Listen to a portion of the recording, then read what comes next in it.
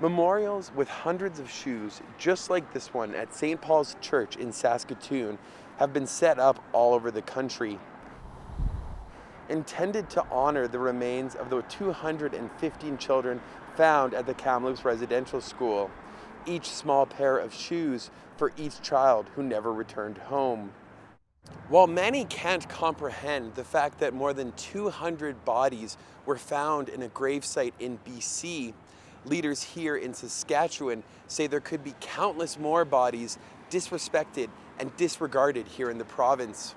Now, the Federation of Sovereign Indigenous Nations and Saskatchewan's Premier Scott Moe are calling on the federal government to take swift action.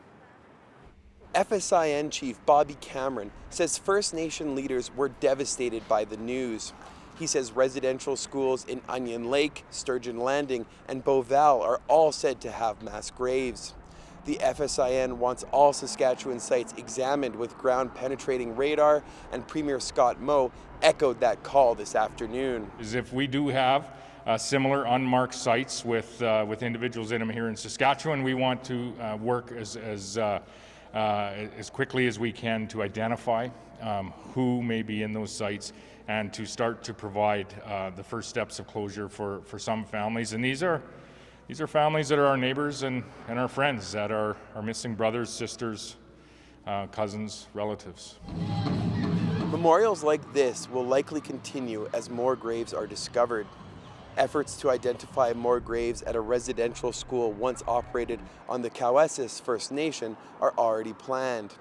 Just 1/3 of the burial site from the Merivale Residential School is marked, and community leaders say marking the remaining graves is an important part of healing.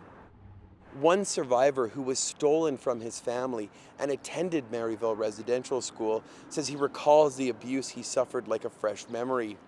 He says Canada needs to know how detrimental the schools were to Indigenous people and families. These mass graves all exist because of one thing, right? That these children were taken. These children were starved. These children were, experiments were being done on them. They died from loneliness, right? They died from physical abuse. And if you would bring that into context of today, you would say murdered. They were murdered. Kennedy says the remains found in Kamloops proves that a genocide was committed against Indigenous people. He hopes that this revelation will bring those who are responsible out of the darkness, so those who are still mourning and wondering can truly start to heal. Morgan Majeski, CBC News, Saskatoon.